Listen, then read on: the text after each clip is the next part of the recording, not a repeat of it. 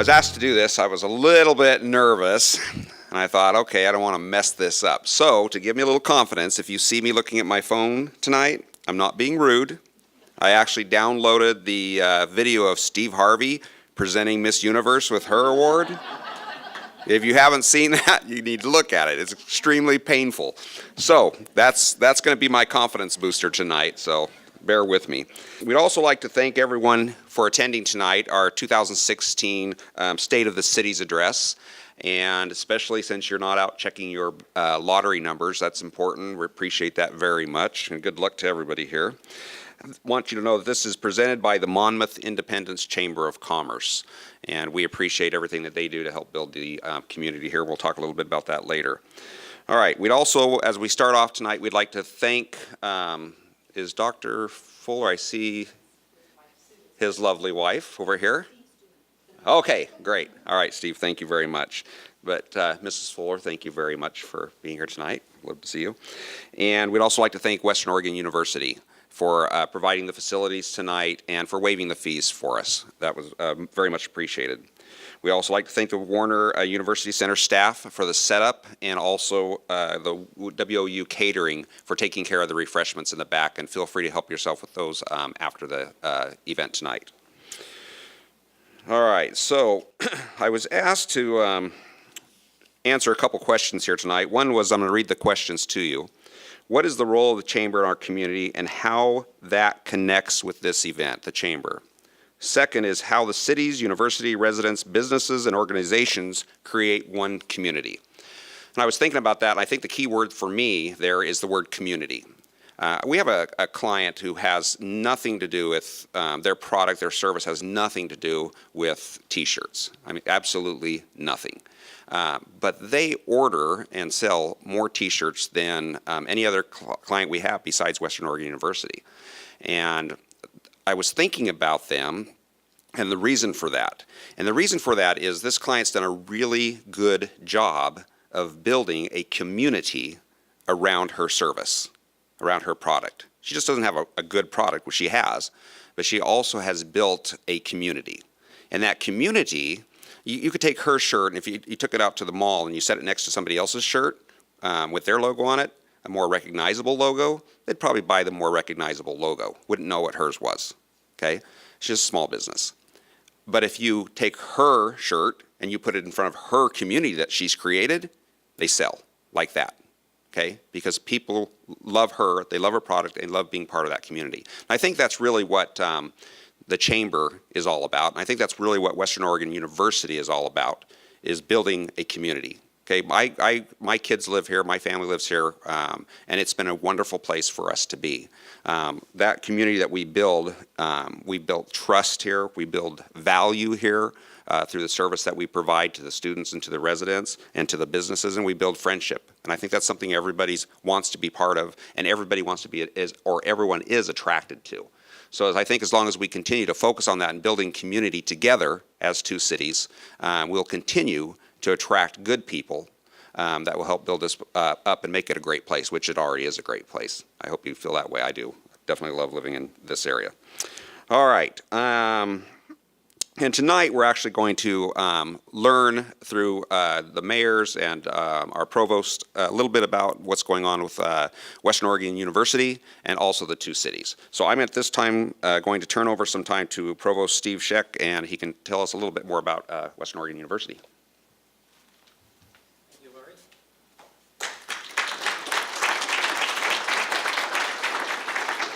I know that you're all here to hear our two Johns talk about the two cities, but what has come about, especially since the arrival of President Fuller and his lovely wife Susan, is the role that the university plays in these two cities. And many of us in the room that are with Western Oregon University, some live in Monmouth, some live in Independence, and the role that I play here as Provost and Vice President of Academic Affairs, or the President's understudy, is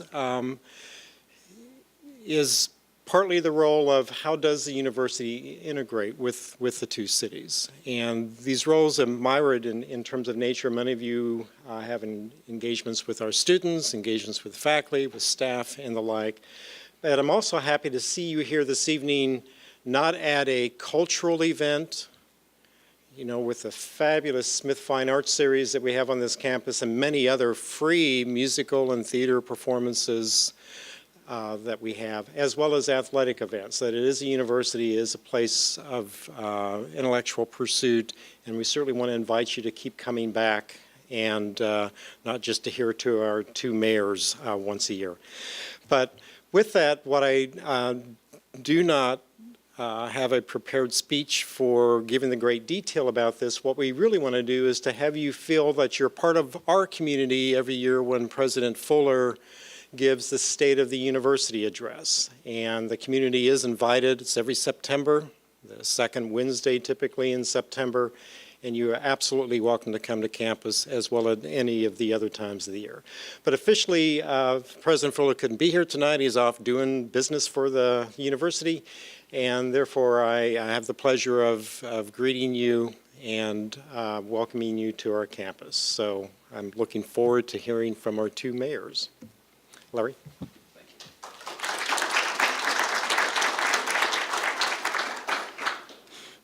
All right, thank you so much. At this time, we'd also like to make some, recognize some representatives here. And if you could stand when I state, State Representative Paul Evans. Could we recognize Paul? Thank you very much. And any Chamber Board of Directors, could you please stand, be recognized? Thank you. All right. The format for the rest of the evening tonight will, our two mayors will each have 20 minutes each to speak and make their presentations. After their presentations, we will have a question and answer period. We do have, if you filled out a card back there before you came in with your question, we'll read those questions, let the mayors answer those. If not, then you can answer, or you can actually ask a question during that period. And we do have a wireless mic also available for you. All right. First off, we'd like to recognize any city council members here attending from Monmouth. Could you please stand? Thank you. All right. And I'm going to turn the time over now to our Mayor, John Oberst of Monmouth, and give him his time to give us his information. Mayor.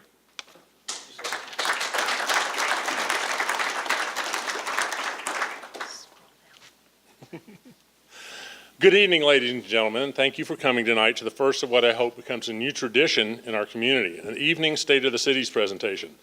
Time to make it possible for more non-chamber member citizens to attend. I'd like to thank the Chamber for arranging this event and acknowledge Western Oregon University President Rex Fuller and this university for hosting us tonight. It's nice to be making this presentation in Monmouth for the first time. This is my 10th one, and this is the first time that we've been in Monmouth.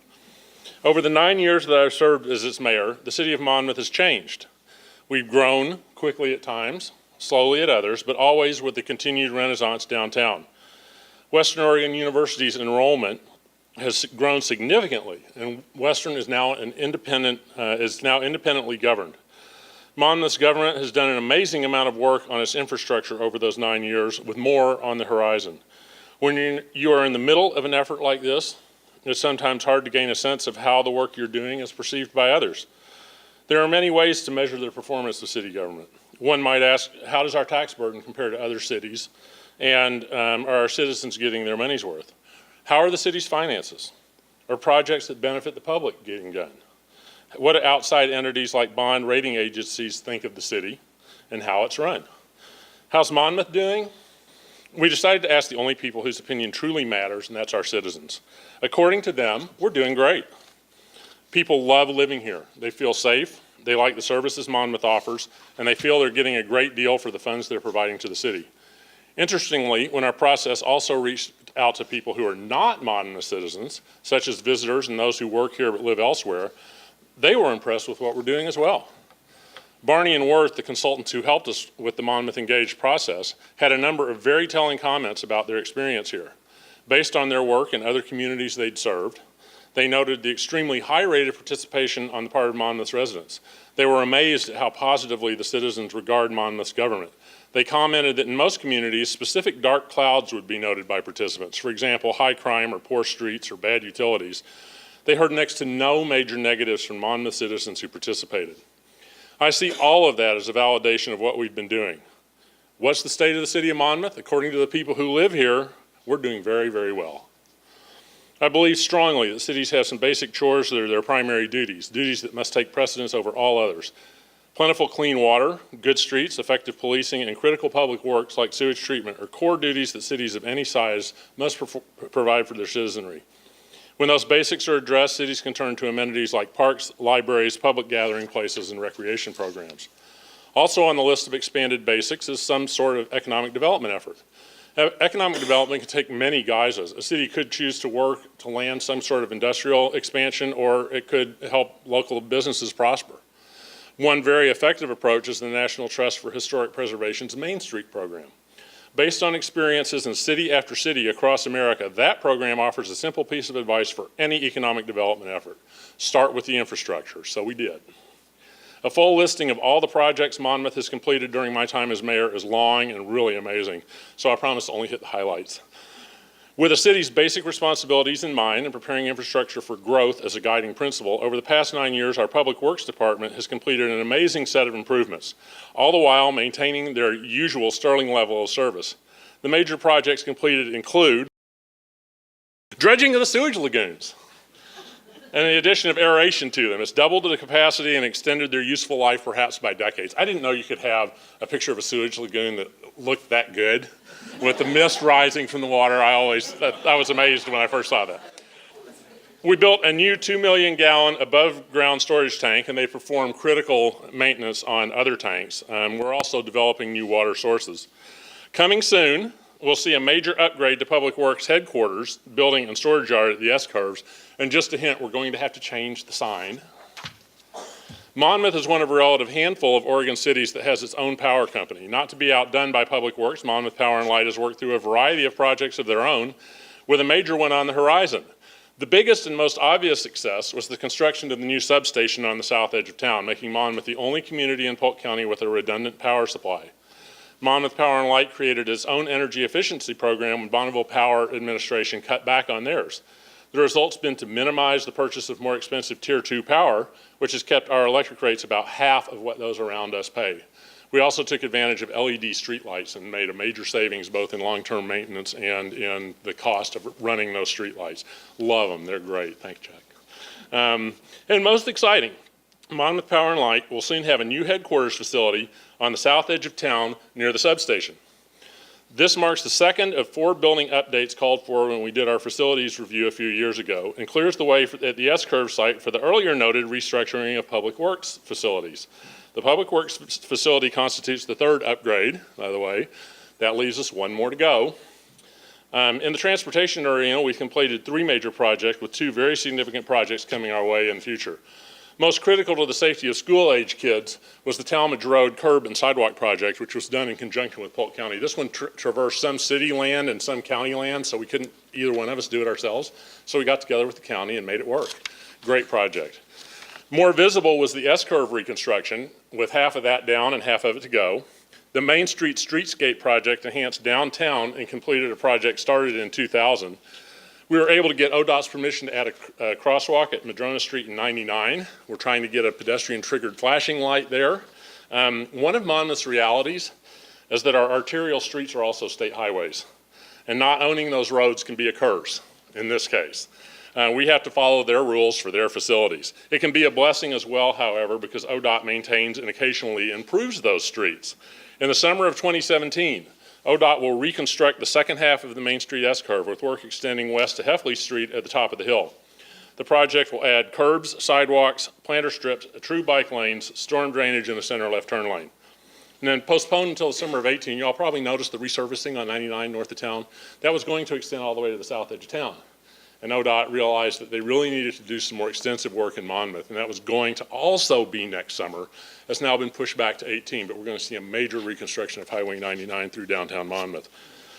Last on my list of basic city services, though certainly not least, is public safety. Monmouth's police force is top-notch, and the city's very low crime rate shows that. Monmouth citizens showed the pride they feel in their officers and their understanding of how untenable the old library building had become as a station house when they approved the bond to purchase and remodel what is now the new Monmouth Police Station. The capable professional officers employed by the city are now working from a modern facility that enhances their ability to perform their duties and reflects the high standards they constantly strive to meet. Another important area of responsibility for cities is the maintenance of spaces in which citizens can mingle, recreate, and celebrate. 7 years ago, Monmouth adopted a new Parks Master Plan. This plan included 3 major projects and noted an important hole in parks coverage. All 4 of those items, plus 1 more, are finished or are in the works. Monmouth's largest park, Madrona Park, has been improved with walking trails, sports fields, and arboretum, and a permanent restroom. The fountain at Main Street Park has been replaced and transformed into a splash play park that draws children and their parents downtown all summer long. We'll soon be opening the curtain on the Main Street Park Amphitheater. The long underutilized Monmouth Recreational Park has been transformed by the creation of the dog park. And finally, the hole in our park system coverage in the southwest corner of town may be filled with a new park on that power and light ground. We don't know for sure yet, but that's what we're hoping for. With all this activity, it would have been easy to let existing parks slide, but instead, we even added an amenity or 2 there. And that's the back of the restroom in General Woods Park. Earlier, I mentioned the Main Street program and its suggestion that infrastructure development come first. As you've seen, in Monmouth, it has. Also on the Main Street program's list of suggestions, however, is the creation of events designed to bring both local residents and visitors out to mingle and shop and visit local shops. The idea is to help existing businesses thrive by bringing customers in. Monmouth has embraced that idea with a series of downtown events. Music in the park has been rejuvenated with crowds of 400 and up on Wednesday nights in the summer. Crowds of under 100 was the old standard. The city has created an enhanced 4th of July celebration with more vendors, food options, and activities being added every year. City staff, working with the university's music department, has helped to enhance the opening night performance for the annual Mel Brown Jazz Camp. We have, speaking of shirts, Larry, all the campers in their matching attire. The Trick or Treat on Main Street is an event that brings hundreds of children to Main Street each October. And the city has worked with Western to transform the annual tree lighting into a true community event with the participation of downtown businesses in the Parade of Lights. Love this event. Every year I look forward to this, and it's really becoming increasingly a nice event. In addition to the Main Street focused events, the city has a wide variety of programs in other areas, all enhancing quality of life here. Examples of these programs include the Senior Center and the wide variety of classes and events held there, from pancake feeds, income tax preparation, to Wii bowling. The Senior Center offers something for everyone, offering activities ranging from a seed lending program to countless early reading programs for kids, from a wine tasting to adult coloring book activities. Really? That's just started. The Monmouth Library is upholding and enhancing its reputation as the community's living room. The walking tour of Monmouth's historic buildings has been updated and is available as a smartphone app. And I love this brochure photo where the old has been laid over the new. Really nice job. And finally, city staff has worked with some Eagle Scout candidates. This is one of those Eagle Scout projects. It's our xeriscape garden. And this was an unused weed-choked area, and now it's become a real amenity for the community. You want to learn about plants that don't take water? Go here. We've got a great selection and information about what they are. You can see what they look like when they're mature. Fabulous project, and that was, again, city staff working with an Eagle Scout. I have to mention just one last project, and it's one that's gone unnoticed by most. Over the last 9 years, the city has changed its financial software, not once, but twice. Both times the task involved moving decades of records from the old system to the new one. Each transition required tremendous staff effort to implement, and through each conversion, the city had to keep functioning and offering services to customers and citizens. At the same time, they were converting software. I don't know how they did it, they did. In both cases, Finance Director Mark Dunmeyer invested an absolutely astounding amount of time and effort in making the transitions relatively painless, at least for everybody else. Him, I'm not so sure about. You can ask Mark about that. His spouse is here, she'll probably tell you too. And efficient and effective. Mark's dedication, and as well as that of his staff, is deserving of special notice. Really appreciate the effort those folks put into that. That's just some of what the city of Monmouth has accomplished on behalf of its citizens over the past 9 years. I challenge you to find another city of our size in Oregon, in the Northwest, or maybe even nationally, this accomplished the sheer number and scope of projects that we have in this time frame. So much for the notion that I've heard so many times that nothing ever changes in Monmouth. We've changed a lot. The most amazing thing about this list of projects is that, with the exception of the new police station, they were accomplished without asking citizens for anything more in taxes. We were even able to cut our electric rates twice. Most important to Monmouth citizens, we were able to accomplish all of this while still maintaining our consistently high levels of service. We've held to the bottom line closely. We want to be certain at all times that the services we offer are a good value to those who use them. While these projects have been conceived and delivered in service to the citizens of Monmouth, they have had the very much intended side effect of making Monmouth ready for growth and economic development of all kinds. Whether attracting new housing projects, more commercial development, or even industrial projects, we have the infrastructure, utilities, amenities, and public service to welcome any of these. I began this address by mentioning Monmouth Engaged. Back to that for just a moment. In addition to asking participants what they think about the city and how it's doing, we asked what things we should be working on going forward. Amongst the dozens of ideas that came forward, 4 rose to the top, and we took those 4 ideas and have created 4 new, semi-independent, citizen-focused, and driven bodies to further develop them. These bodies are going to be different than the usual citizen boards and commissions. These are really going to be citizen-driven, citizen-guided, and they're going to perform, hopefully, the work that I'm about to describe. The most popular idea, and the one getting the most support from participants, is that the city seek to work more closely with Western Oregon University. Over the past decade, the city and university have cooperated on a number of projects, from student interns at the Senior Center to Manager McClure helping facilitate a class on campus. The bottom-up relationship continues to thrive. Going forward, I'm hopeful we'll see still closer relations. I'm of the firm opinion that this relationship will be well served by the appointment last year of Dr. Rex Fuller as president of this university. My encounters with President Fuller and his wife have shown me that they are people who truly understand and believe what I've always said, that we're much, much stronger together than we are apart. I look forward to seeing what the City-University Relations Committee pursues as potential initiatives in this area. A second area of emphasis to come from Monmouth Engaged is an effort to increase bicycle and pedestrian safety in the community and to make those 2 forms of transportation ever more realistic alternatives to the automobile. City Council has wrestled before with how to repair our many deficient sidewalks, how to put sidewalks where they're missing, and how to encourage property owners to maintain the sidewalks on their property. I'm optimistic this new committee will offer creative solutions to these issues. Sidewalks are only part of the issue, however. Safe cycling in town is another area of concern. I've long advocated for an identified signed network of bike routes throughout Monmouth and, frankly, connecting through to Independence. One of the effects of this type of network is the presence of cyclists becomes more predictable. Cyclists quickly learn where they should be while cars use alternative parallel routes. There's also a need for increased education of both cyclists and drivers. Cyclists need to learn to behave more like the vehicles the law considers them to be by using lights at night, staying off sidewalks, and riding with traffic. Drivers must learn to be more watchful for, respectful of, and patient with cyclists. These steps will further our transformation into a truly bicycle-friendly community. Cycle Oregon likes coming here. I like welcoming them. I want to continue to welcome them in a stronger and stronger way every time they come. The third new committee to come from Monmouth Engaged process will busy itself with the recruitment of new businesses and restaurants to our community. I'm again curious to see how this group approaches its charge. Sorry, I didn't realize you've gotten ahead of me. Perfect. Finding the right entrepreneur and matching them with the right place in town will be a challenge, particularly when one considers our lack of available retail space. I predict in the long run, this committee will wind up functioning as something I believe that we have needed for a while, and that is a quasi-independent economic development committee. As this committee becomes more acquainted with the process and procedures involved in recruiting business, I feel sure that it will find itself working far beyond just shops and restaurants. The final committee to arise from Monmouth Engaged is the Public Gathering Spaces Committee. The final report of Monmouth Engaged urged cooperation between all 4 of the major entities in our community, the 2 cities, the school district, and Western, to work together to make a full range of spaces available for the public to use. Exploring all the possible uses of Monmouth's new amphitheater will likely be on the committee's list, as well as potential new uses for the Senior Center once its expansion is complete. I'm optimistic we'll see theater in the park at some point, and I hope we can find a way to encourage the growth of a music festival in our wider community.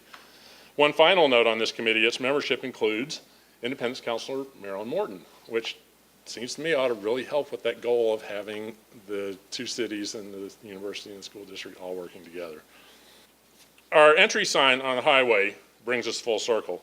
These signs were the first urban renewal project our district authorized, and they went in early in my tenure as mayor. I'll go full circle again by noting something I first called out in my initial State of the City address 9 years ago. In addition to being a wonderful place to work, live, and play, Monmouth has 4 great advantages over many other small cities: cheap electricity, a U.S. highway, gigabit internet, and this wonderful 4-year university. I'm so proud of having this institution in our city. What comes next? I've described a series of initiatives that are currently in the works, from the amphitheater to the senior center expansion, from highway projects to new departmental headquarters. Those items will keep us busy for a while. The Budget Committee met last night to take a preliminary look at the upcoming budget and is in the process of offering staff direction on where budget changes might be targeted. Having January Budget Committee meetings, by the way, is an innovation enacted by Council just a few years ago. There was a sense the budgeting process consisted of citizens and council simply rubber stamping the staff's budget, a budget crafted with no real citizen input. That's something else that's different here. Now citizens and elected officials have an opportunity to weigh in on budget priorities early in the process. The result is a budget that more closely aligns with council goals and citizen desires. As the budget process unfolds, I plan on pushing hard for an item critical to the city's future. It's time to begin the process, sometimes long and painful, of seeking an expansion of our urban growth boundary. Community Development Director Mark Fancy has done the preliminary work of creating a housing needs analysis, which shows we're especially deficient in land designated for multifamily development. The reality is, however, that Monmouth's last UGB expansion, we designated land for single-family neighborhoods that will in all likelihood never be made available for development. So we have to have a 20-year reserve of single-family housing.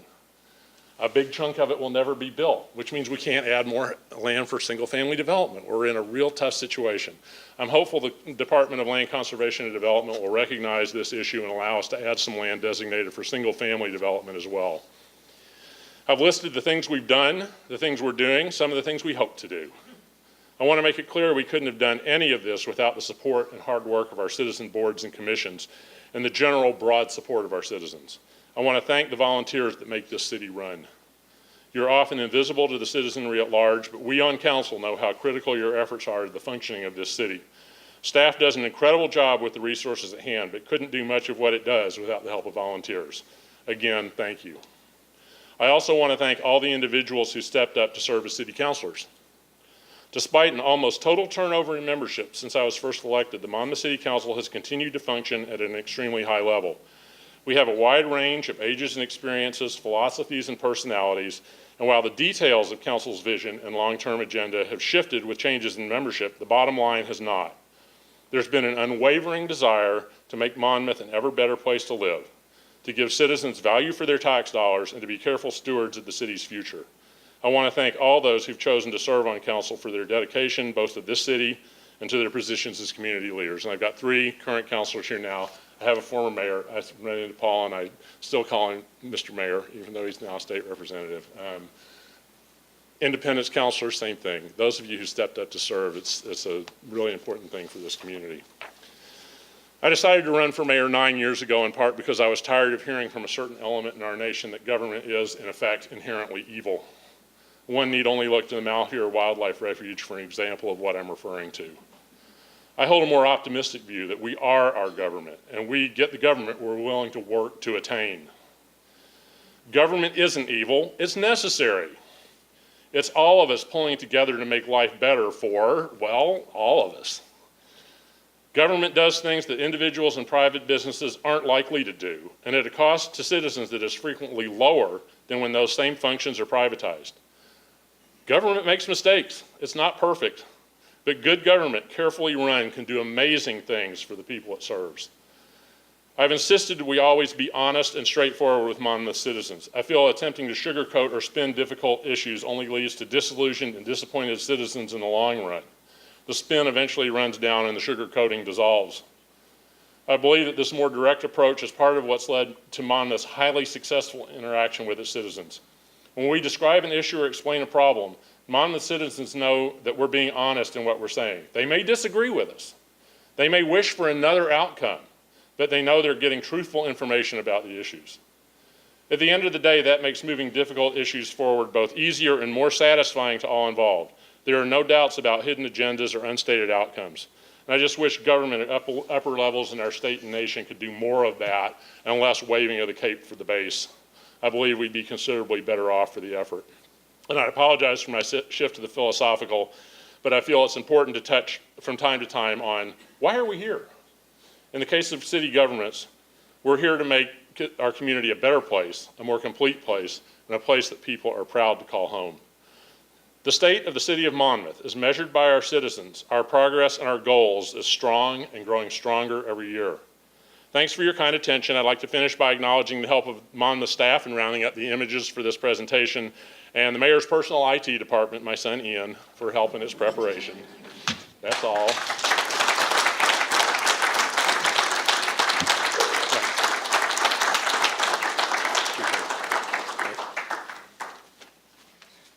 Thank you, Mayor, very much. All right, and before we introduce John McArdle, we'd like to also recognize Buzz Brazel, the superintendent. If you could stand and we could recognize you, please. Buzz, thanks. All right. And we'd also like to recognize our members of the City Council for the City of Independence. If you could stand so we could recognize you also, please. Thank you. And at this time, I'll turn the podium over to Mayor John McArdle.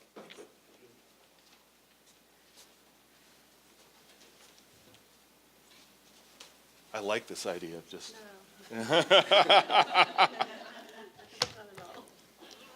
I want to follow something that John said, first of all, before I get into my prepared remarks. You know, the city council members that you saw standing up here today, some of the planning commission members from both communities are here. I know there's at least one, maybe more school board members. I think it's always important to remember that those folks, as John and myself, they're all volunteers. They don't get paid. The only thing that they get is trying to make their community a better place. And the applause that you gave them tonight is the thanks that they get and knowing they're doing the right thing. So let's do that one more for all these folks that volunteer, please.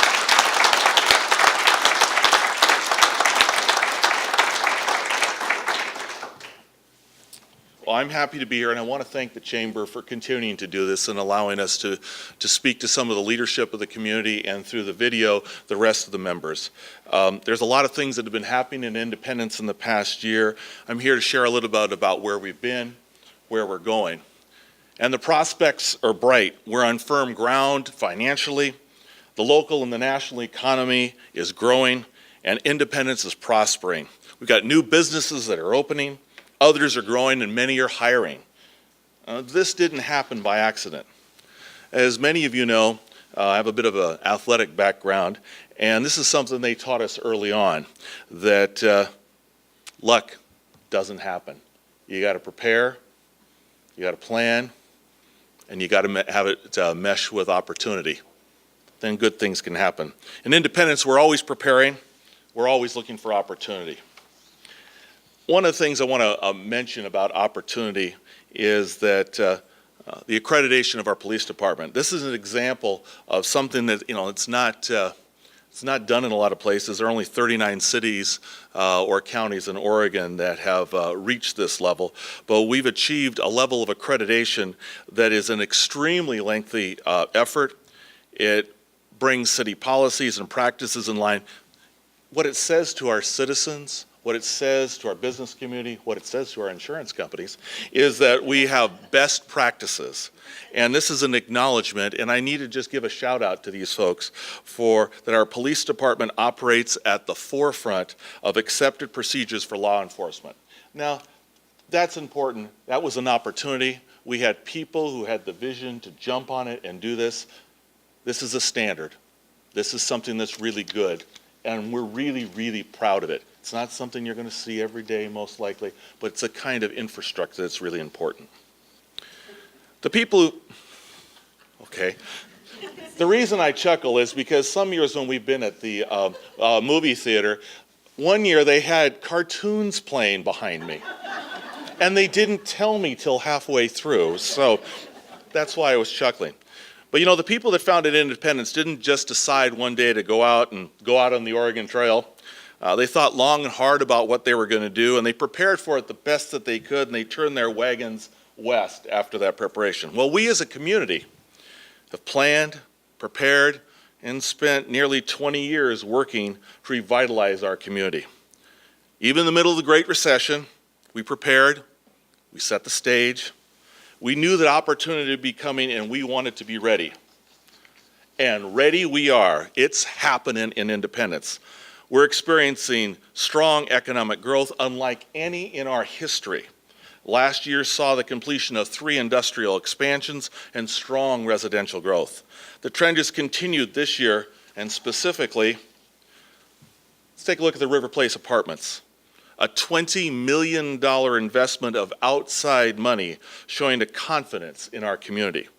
These apartments were completed in a record time and are nearly full. That's 204 apartment units, a recreation center, and 3 commercial businesses. This was an example of public and private partnership with the city working hand in hand with the developer to make things happen as we emerged from difficult economic times. Home construction. Folks, Sunset Meadows, the subdivision, their 60 units are nearing completion with the vast majority of those plotted lots occupied with completed or near completed residents. We have an independent subdivision, a 100-unit subdivision that was approved this year and should be developed this coming spring. And there are lots and lots of folks interested in other properties in our community. The Cooper Building, a 100-year-old building that's been fully restored with a wonderful mixed-use rehabilitation effort. The lights are on upstairs. The owner's beginning negotiations with prospects for the ground floor commercial occupancies, and we know some of the people living upstairs, and they're in this room tonight.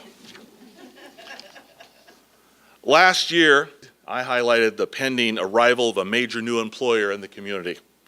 Well, FCR opened their doors in July, and I'm thrilled to announce they employ over 200 people as of today, and they're looking to hire more.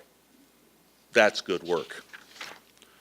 You know, we're always looking to see how we can take one success and turn it into another, get a domino effect.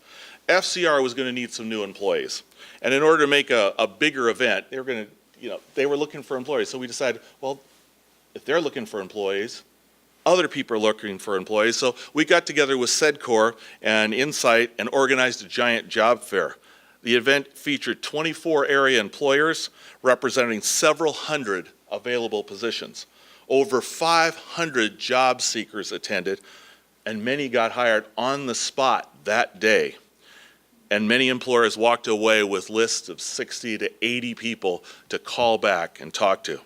I can't tell you how wonderful it is to personally to be able to walk through and seeing so many people. The folks you see in those pictures at tables, they're filling out job applications. People behind, they're talking to people about real jobs, about income that's going to help them, their families, their homes. This was when I know the economy had turned and good stuff was happening. And it's downright thrilling to go seeing that and watching the people come out and go, I got a job.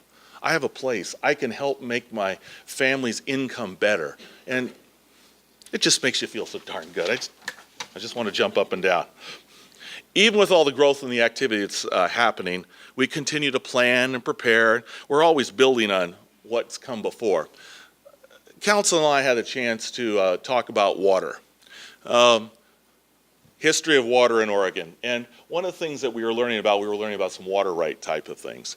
And it was very clear that in 1953, the people who came before us had done some things that made our lifting much easier.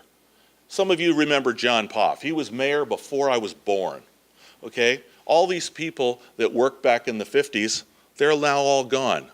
But they built a foundation from which we've been able to build upon. The decisions they made then are making our lives better. And that's something that we have to continue, because infrastructure is the foundation of any city, and we're planting seeds for the future. The decisions we make now will be the trees, figuratively, for our grandkids. But I want to highlight a couple of projects in particular. In 1996, the revitalization of Independence started with the Parks and Open Space Master Plan. And, well, you know, over 20 years or so, we knocked off most of those projects, and so it was time this last year to begin a new plan. With the help of more than 500 citizens who participated in every step of the way, we have a new vision for our parks. The 20-year plan lays out a list of improvements for city parks and an exciting vision for almost 2.5 miles of recreational uses along the Willamette River. And we've already gotten it started. Southern Arterial pre-design. We're not just looking at parks. Most of our future residential growth is going to happen in the southwest part of our community. We need new roads to get these people around. Work's already be done on some preliminary corridor alignment, early engineering and cost estimating for the first leg of a new Southern Arterial. I hope that Monmouth can continue to be involved in this process as they were when we went through our UGB, our urban growth boundary expansion. It was an effort we did together, and we hope that they'll be involved as we design for the future. In some cases, our plans have already turned into action. In the past year, we've realized some long-held community goals. The development of the sports complex, the River Place apartments, they provided additional benefit beyond just the development itself. And in addition to welcoming more than several hundred new residents to our community, they were able to develop a creative partnership with the builder. We did it together that allows us to finish the first of 3 soccer fields of the Independent Sports Complex, together with much needed road improvements and connecting the boat ramp with the adjacent parking. Couldn't have done it without a working together relationship. We're already talking about having community groups help operate the fields and provide recreational opportunities for all parts of the community, families, kids, adults, and visitors. And it's not just about recreation. This is a business organization, so let me talk business. Tournaments will bring in thousands of players, parents, friends, and they're going to spend money when they're here. And that's good for our community. You know, revitalizing long vacant downtown buildings, I've already mentioned this, but I want to really reemphasize this. The Cooper Building is a jewel in our downtown, but it was vacant for decades. For decades. Addressing long vacant buildings downtown has been an important community priority, and the city collaborated to help the developer of this building acquire and renovate it. It was a team effort. It's a private project. It's officially for sale. And we stand ready to help anyone who expresses interest in purchasing and finishing this property. The phone number's on the building. You know, our city recorder, Karen Johnson, was digging in the old records of City Hall, you know, back when they kept city council meeting records in longhand, in that beautiful flowing longhand. Well, we found some letters and city council minutes complaining about the original railroad that owned the tracks back in the 1800s. This year we got the last section fixed. Historically, cities have had trouble working with railroads, but with Portland and Western, our city staff found great partners who were willing to work together to solve the problem. This was another long-term community goal, and I think it looks great now. Plus, the work that they did it all the way. They didn't just do the rails, they didn't just do the ties, they didn't just do the gravel. They dug it all the way down, replaced all of it. It's going to last for decades. While I'm proud of the strides we've made towards most of the important community goals this past year, we also saw many less visible but equally important successes. The Bike and Boater Campground opened to the public this year without a lot of noise, without a lot of fanfare, but we had a great response from the bicycling community. We had visitors from across the country and as far away as Belgium stay there. I can't wait to see who comes this year when they've had a chance to kind of put it on their planning docket, and Who knows? I'm hoping that others in our region will join with the City of Independence and the City of Monmouth, as John pointed out, and embrace the economic benefits that bike tourism can bring to our area. Included with the campground was our first ever camp host, who served ably as a visitor resource center, kept an eye on the park overnight, and pitched in with all the events that we had in the amphitheater. That's the kind of thing that helps make us a destination. The summer series, the River's Edge Summer Series averaged over 1,000 people per event. It was our best year ever. The series continues to grow and the quality continues to improve. People are now coming as much for the great atmosphere as they are for the entertainment itself. We continue our tradition of working with the community to improve our parks, and this year saw the completion of a 15-hole disc golf course. Volunteers installed all the baskets and organized an inaugural tournament, which was a great success. A shout out to Minnet for helping fund the course, and also the Salem Disc Golf Association for their work in installing, maintaining, and organizing the tournament. For the second year in a row, we had a dedicated community liaison position focused on outreaching to our Latino population.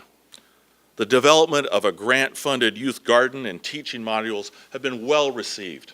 The community play that showed and starred many of our Latino students and folks in the community that told a little bit about life for them growing up and their heritage, played to sell out crowds the nights that it was open. The monthly roundtables have been well received, and the festival informational has been a success for the second year in a row. We're now being approached by other organizations and other cities looking to leverage or replicate our efforts to reach out to all members of our community. You know, the pioneers were innovators before it was cool. We're continuing that tradition, exploring new ways of doing things and testing new ideas. In the 1900s, it was rail. In the previous century, it was roads. The 21st century, it's high-speed fiber. Minnet is as important as sewers, water, and roads. It's not just about the services it provides to its customers. It's a tool for economic development. We built Minnet to stay on the right side of the digital divide. Our investment in Minnet is now beginning to pay off. Working with Minnet as a tool has allowed us to establish ourselves as a hub for innovation and to develop a number of broadband technologies. We were named the first Innovate Oregon City and have formed relationships with many new partners. Together, we're exploring exciting topics like smart agriculture, smart cities, telehealth, and more. In the spirit of embracing technology and innovation, I'd like to use this opportunity to unveil our latest technology tool, which was presented to us last night at City Council. We want to ensure a high quality of life for our community by giving all of our citizens a strong voice in their own government. And with this in mind, we blended high-tech technology and old-fashioned listen to the folks on the street and developed IndieWorks. This interactive tool fosters two-way communication between the citizens and the city. It helps to keep the public up to date as we work to solve issues that they identify. So what I want you to do is, don't do it right now, but wait a moment, and then go to your app store and download it today. It's IndieWorks, it's free, and then you can have access. If you see a pothole, send it in. If you have a question or concern, let us know. And then the city can get back to you and say, we're on it, we know where it is, if they need more information, whatever it is, then you can see. And if it takes a little while, you can get updates along the way. And your friends can see the same kinds of things. It's worth taking.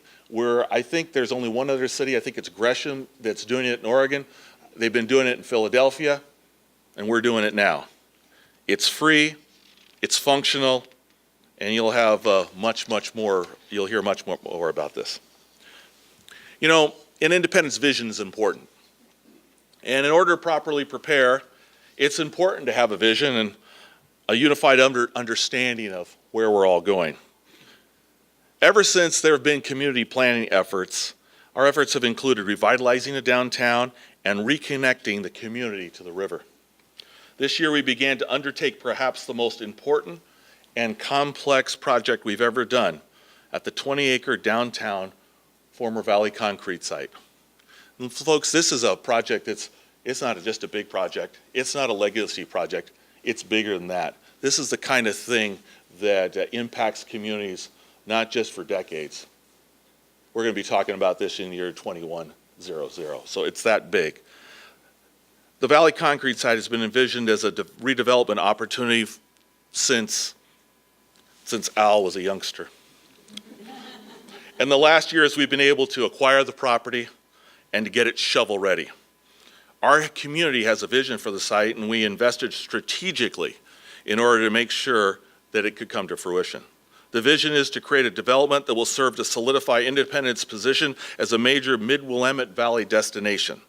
The wine industry, the historic hop industry have been tremendous, but kind of obscured here in Polk County. This development will enhance our region, the county, the community as a focal point for the future. In pursuit of that bold vision, I'm thrilled to say that in late December, we selected a preferred developer and are now in the process of negotiating a development agreement that will bring lodging and new residential growth downtown. Tocola Properties out of Gresham, it's an Oregon-based company obviously, has a long history of high-quality developments and successful public-private partnerships. We're excited to have a successful development firm to work with on this critical project. The 20-acre site includes over 11 acres of developmentable ground in the heart of downtown, with the remainder to be dedicated and developed as an extension of our Riverview Park. This new park will be a much-needed link to the Willamette River Trail, which will run the entire river frontage within the city of Independence. Development of the Valley Concrete site will move our community to a new level of energy and economic vitality. We've planned and prepared, now we're operating. 2016 will see the continued evolution of the Valley Concrete site. And you know, last year I said 2014 was a banner year and 2015 would be even better. Well, looks like I was right, and 2016 should be even better. Ladies and gentlemen, we're Independents and we're moving forward. Thank you so very much.